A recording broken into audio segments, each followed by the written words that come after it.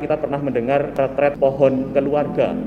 Artinya adalah untuk menyembuhkan luka batin, situasi apa yang sekiranya hingga saat ini menjerat hidup seseorang sehingga akhirnya menjadi seperti ini. Maka dicari, ada suatu silsilah pohon keluarga. Sehingga ketika mencari dalam pohon keluarga itu, tentu saja kita akan menemukan titik kelemahan, tidak hanya titik kebaikannya saja, bisa jadi keturunan yang dulu-dulu itu ada sisi hal yang kurang, sehingga kemudian di dalam retret pohon keluarga itu selalu ditutup dengan sakramen tobat untuk melepaskan, untuk membebaskan keluarga itu dari segala jerat dosa.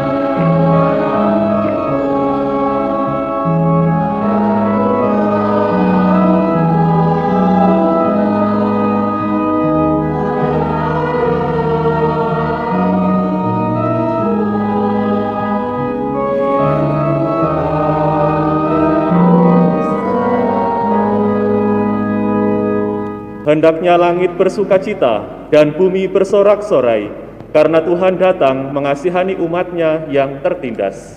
Dalam nama Bapa dan Putra dan Roh Kudus. Tuhan bersamamu.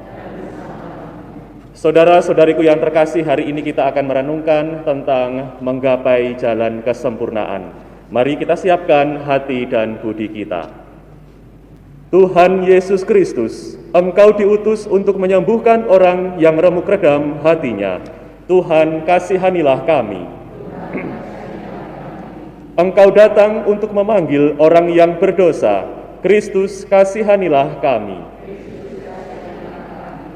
Engkau duduk di sebelah kanan Bapa sebagai pengantara kami. Tuhan, kasihanilah kami. Semoga Allah yang Maha Kuasa mengasihani kita, mengampuni dosa kita dan menghantar kita ke hidup yang kekal. Marilah berdoa. Allah Bapa Pencipta dan Penyelamat kami bersyukur karena sabda-Mu menjadi manusia dan lahir dari rahim perawan Maria. Semoga Yesus Kristus, Putra Tunggal-Mu, sudi mengikut sertakan kami dalam kehidupan ilahinya, sebab Dialah Tuhan pengantara kami, yang bersama dengan Dikau dalam persatuan Roh Kudus, hidup dan berkuasa Allah sepanjang segala masa. Pembacaan dari kitab Kejadian. Ketika mendekati ajalnya, Yakub memanggil anak-anaknya dan berkata, "Berhimpunlah kamu dan dengarkanlah, ya anak-anak Yakub, dengarkanlah kepada Israel ayahmu. Yehuda, engkau akan dipuji oleh saudara-saudaramu. Tanganmu akan menekan tengkuk musuhmu. Kepadamu akan sujud anak-anak ayahmu. Yehuda, engkau ini seperti anak singa. Setelah menerkam, engkau naik ke suatu tempat yang tinggi, hai anakku. Engkau meniarap dan berbaring seperti singa jantan atau singa betina. Siapakah yang berani membangunkannya? Tongkat kerajaan tidak akan beranjak dari Yehuda, ataupun lambang pemerintahan dari antara kakinya, sampai datanglah Dia yang berhak atasnya, dan kepadanya akan takluk bangsa-bangsa." Demikianlah sabda Tuhan. Kiranya keadilan berkembang dalam zamannya, dan damai sejahtera berlimpah sampai selama-lamanya.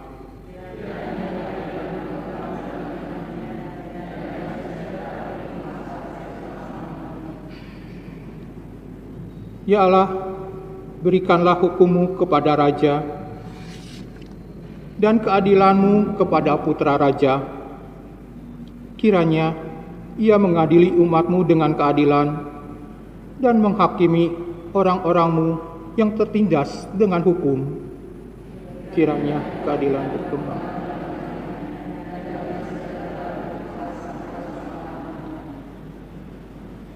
Kiranya gunung-gunung membawa damai sejahtera bagi bangsa, dan bukit-bukit membawa kebenaran. Kiranya Ia memberikan keadilan kepada orang-orang yang tertindas dari bangsa itu. Kiranya Ia menolong orang-orang miskin.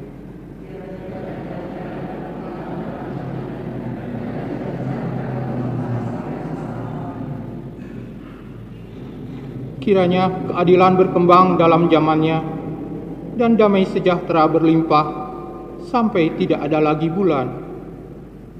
Kiranya Ia memerintah dari laut sampai ke laut, dari sungai Efrat sampai ke ujung bumi. Kiranya keadilan berkembang dalam zamannya, dan damai sejahtera berlimpah sampai selama-lamanya. Biarlah namanya tetap selama-lamanya. Kiranya namanya semakin dikenal selama ada matahari. Kiranya segala bangsa saling memberkati dengan namanya dan menyebut Dia berbahagia. Kiranya keadilan berkembang dalam zamannya, dan damai sejahtera berlimpah sampai selama-lamanya. Haleluya, haleluya, haleluya.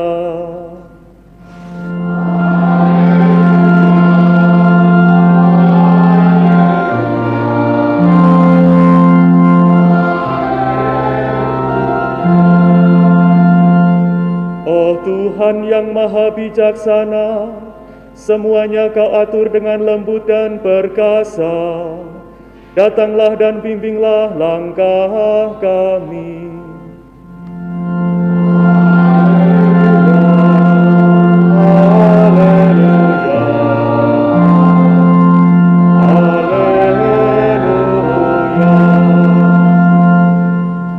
Tuhan bersamamu. Inilah Injil suci menurut Matius.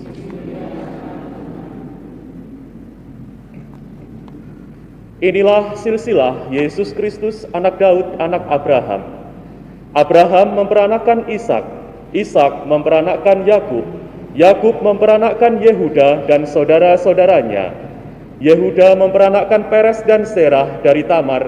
Peres memperanakkan Hesron, Hesron memperanakkan Ram, Ram memperanakkan Aminadab, Aminadab memperanakkan Nahason, Nahason memperanakkan Salmon, Salmon memperanakkan Boas dari Rahab, Boas memperanakkan Obed dari Rut, Obed memperanakkan Isai, Isai memperanakkan Raja Daud, Daud memperanakkan Salomo dari istri Uria, Salomo memperanakkan Rehabeam, Rehabeam memperanakkan Abia, Abia memperanakkan Asa, Asa memperanakkan Yosafat, Yosafat memperanakkan Yoram, Yoram memperanakkan Usia, Usia memperanakkan Yotam, Yotam memperanakkan Ahaz, Ahaz memperanakkan Hizkia, Hizkia memperanakkan Manasye, Manasye memperanakkan Amon, Amon memperanakkan Yosia, Yosia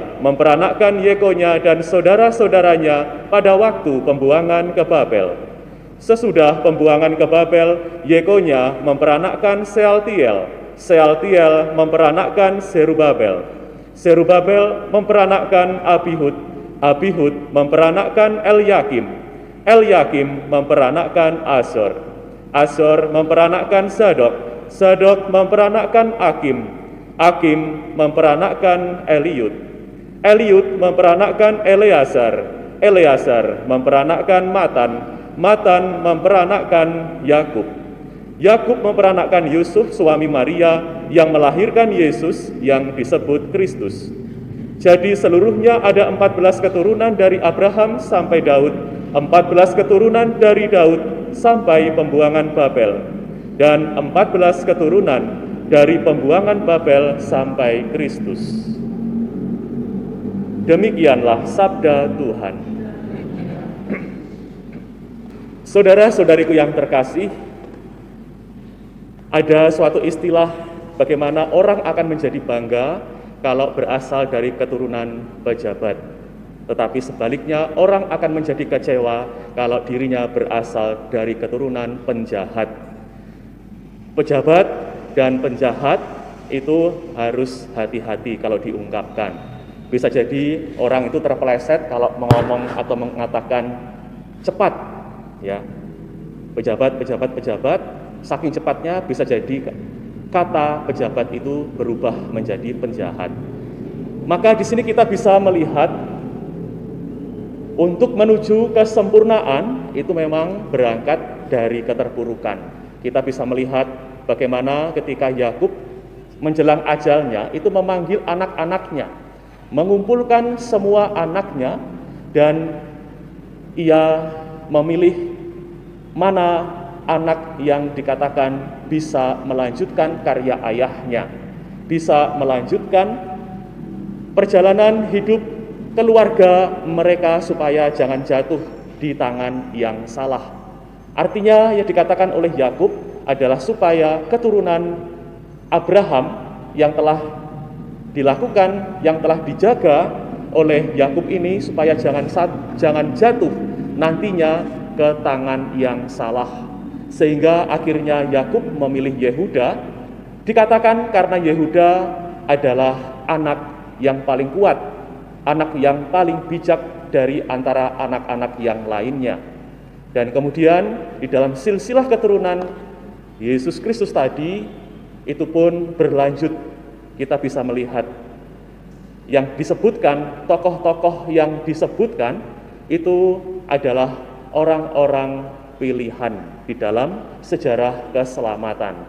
Saudara-saudariku yang terkasih, silsilah Yesus Kristus itu tentu saja sering kita dengar dan sering membuat kita bosan karena tidak tahu mengapa silsilah itu seringkali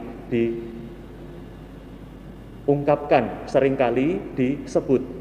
Padahal kalau kita merenungkan silsilah Yesus Kristus, kita kaitkan dengan bacaan kisah Yakub yang memanggil anak-anaknya tadi, ini adalah menjadi suatu keterkaitan bahwa Allah selalu bekerja di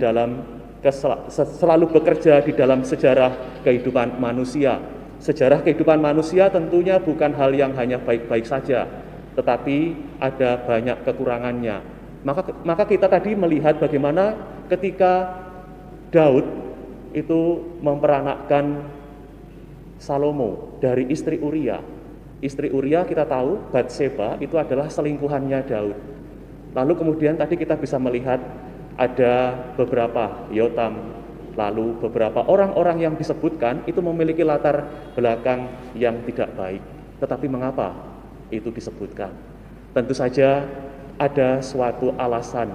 Alasan yang lebih utama adalah apapun itu, latar belakang kehidupan keluarga Daud yang bisa dikatakan tidak hanya baik-baiknya saja, tetapi ada sisi buruknya, itu menjadi suatu bagian di dalam kehidupan mereka.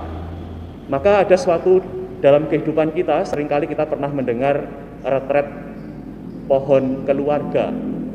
Retret pohon keluarga artinya adalah untuk menyembuhkan luka batin, situasi apa yang sekiranya hingga saat ini menjerat hidup seseorang sehingga akhirnya menjadi seperti ini.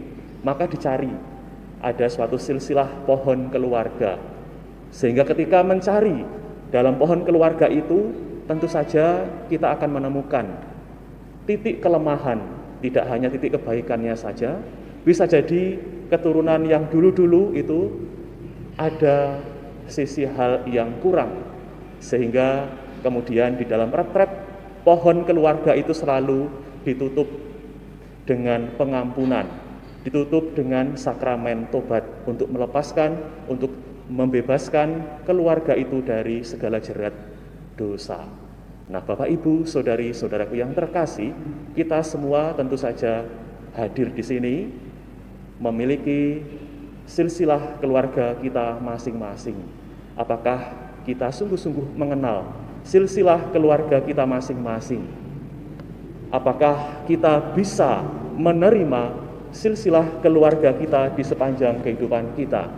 Ataukah diam-diam kita membuang keluarga kita yang dirasa memiliki sisi buruk, dirasa memiliki hal yang tidak baik, sehingga kita tidak menganggap keluarga kita itu menjadi bagian dari kita? Maka kehadiran Yesus itu bisa dikata menjadi pungkasan. Ia menyempurnakan segala hal yang tidak baik tadi. Segala hal yang tidak baik di dalam silsilah Daud itu disempurnakan oleh Yesus. Semoga dengan kehidupan kita juga bersama dengan keluarga kita, kehadiran Yesus pun memberikan kesembuhan di dalam keluarga kita yang barangkali masih memiliki banyak kekurangan. Marilah mewartakan misteri iman kita. Setiap kali kami makan roti dan minum dari piala ini, Bapa-Ku Tuhan, kami wartakan hingga Engkau datang. Lihatlah akan datang yang didambakan segala bangsa dan rumah Allah disinari kemuliaannya. Marilah berdoa. Allah Bapa Maha Kuasa, kami bersyukur karena telah menerima anugerah ilahi tubuh dan darah Putra-Mu. Semoga hati kami dinyalakan oleh Roh Kudus untuk merindukan perjamuan abadi di surga dengan pengantaraan Kristus Tuhan kami. Tuhan bersamamu. Semoga Allah yang Maha Kuasa memberkati saudara-saudari sekalian, Bapa, Putra, dan Roh Kudus. Saudara-saudari, pergilah, misa sudah selesai.